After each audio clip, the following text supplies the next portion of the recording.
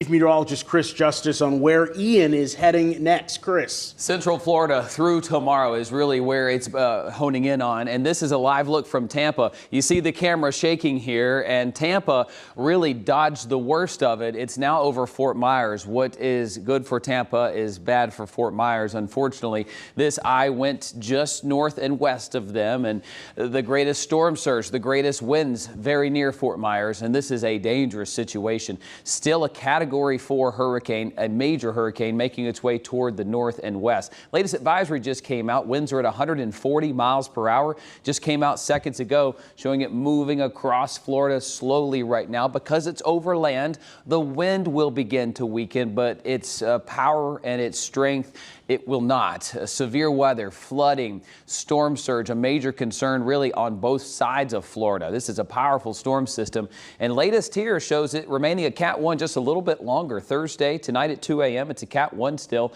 Then it's weakening to a tropical storm. New track from the Hurricane Center. A nudge to the east. Okay, this is a nod towards some of our new computer data that's coming in, showing Hilton Head to Charleston could have a pretty powerful tropical storm or maybe even a low-end hurricane making landfall. But the track has shifted a little bit closer to Charlotte at this point instead of downtown Greenville. That is big to our impacts.